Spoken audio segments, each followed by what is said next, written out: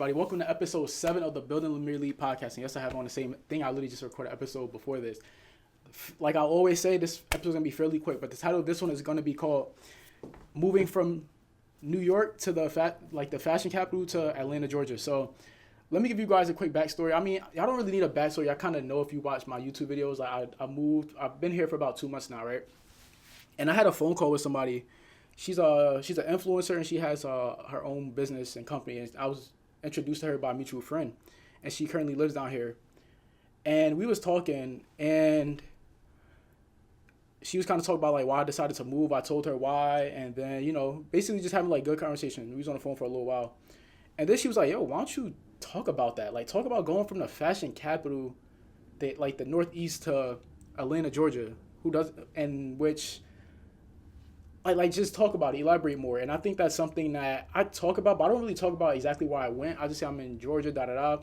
But let's kind of get into, one, why I came. Let's be real. I'm going to talk about why I came, and then two, what the plan is down. Not the full plan. I'm not talking about that. But let's just kind of talk about the feelings and the thoughts that I had. So when you come from New York City, right, I grew up in Jersey. I was always in New York growing up. So I started going to Soho when I was I was like in late middle school. Well, I was in middle school when I first went to Soho, but I was always going to New York. And then once I got to high school, me and my friends were there every weekend. And then I obviously went to college in Jersey, so I was always in New York still.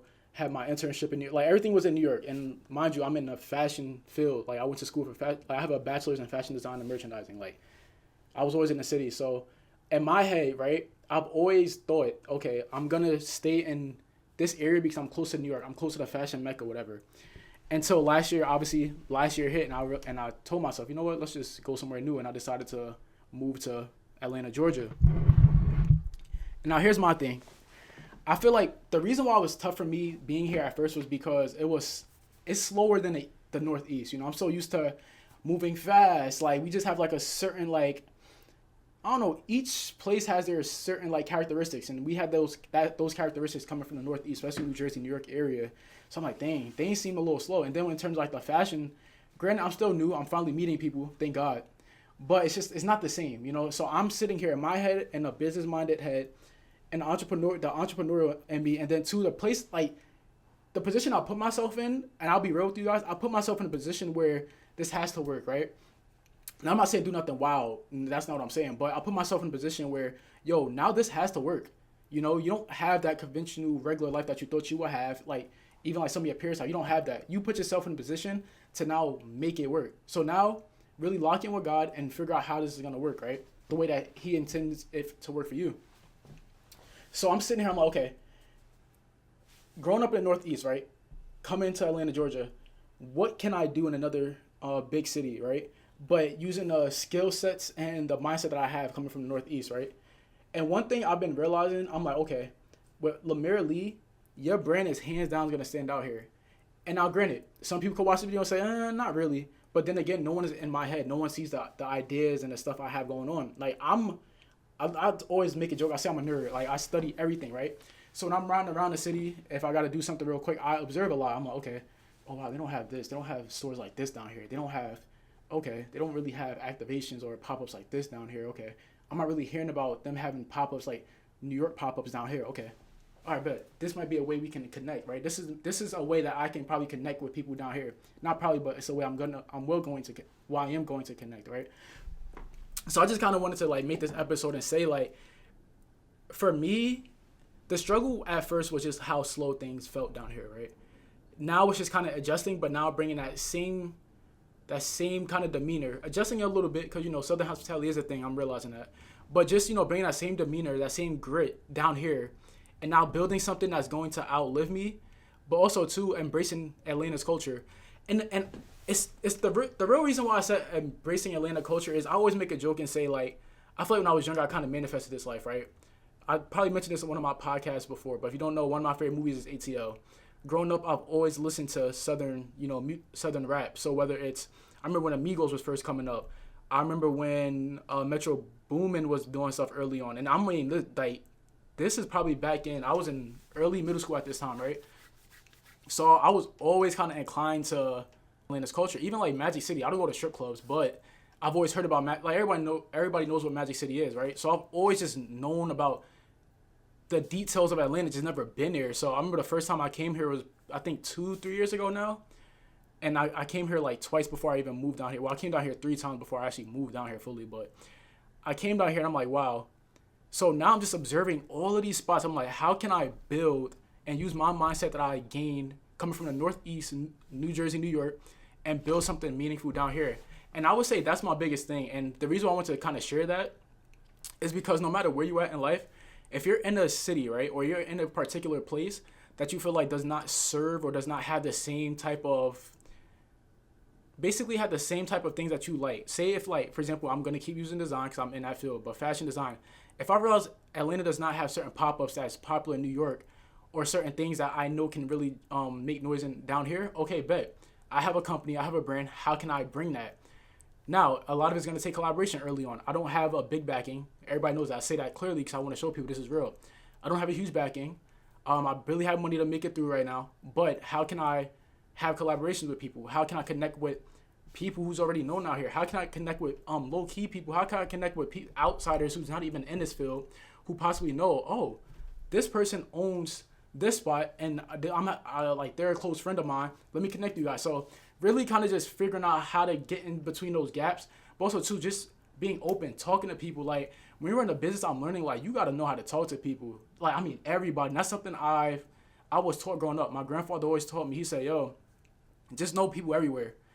I'm not saying you gotta be friendly to everybody, but like just know people everywhere, and that's something I carry with. And even my friends make that joke. They're like, "Yo, like we go somewhere, it's like you know how to talk to everybody." It's like you always know somebody because that's how I was taught. Because you never know who you're gonna need. I don't care if you're someone asking me for money.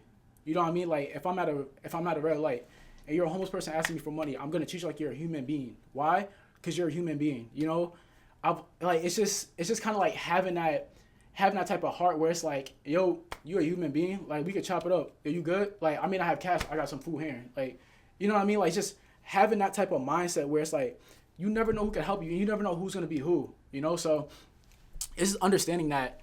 I bet while I'm down here, let's connect. Let's build something. Let me build something that's going to live out here, but also to embrace their culture. Because I think it's important to where, you know, they call people down here like transplants, people who's not from here. And I think they say that other places, but this is the first time I actually heard that before.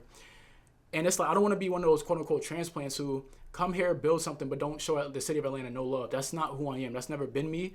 But like I said, I always feel like I studied Atlanta enough, or just always been and like indulged with the culture to the point where it's like, okay, when you have these pop-ups, right? If you have a pop-up, somewhere, how can you reference Atlanta's culture and still make it Lemire Lee, you know? So it's just like stuff like that, not just Atlanta, Georgia as a whole, or certain spots in Georgia. How can you pinpoint these spots in Georgia, but still make it Lemire Lee, you know? So overall, I just want to say that's how I've been feeling since I've been down here, and like the struggle at first was just how slow it was, and now it's just me adjusting to the culture and also bringing my grit that I've gained and the knowledge that I've gained down here and building something new. So thank you guys for listening. And if you guys are in the same position as me or similar or are about to step into that season, think like that. What can you add? You know, don't just fit in. If you feel like you're not one of those people who's just gonna fit in, what can you add? Who can you connect with? Who can you talk to? Who can you possibly build with?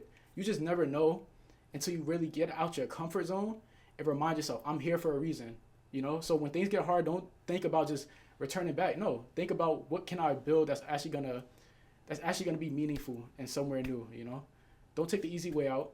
Just remember, this is what we're doing here. What we're building at Lemire Lee, and what we're doing here, and the people who's watching, we're doing this for the long haul. We're not doing this for a short-term gratification. Because if you're doing this for short-term gratification, a lot of stuff that I'll talk about or that I'll be doing, I probably won't even be doing because I understand I'm not gonna see the results till later on. For example, I'm about to end right here.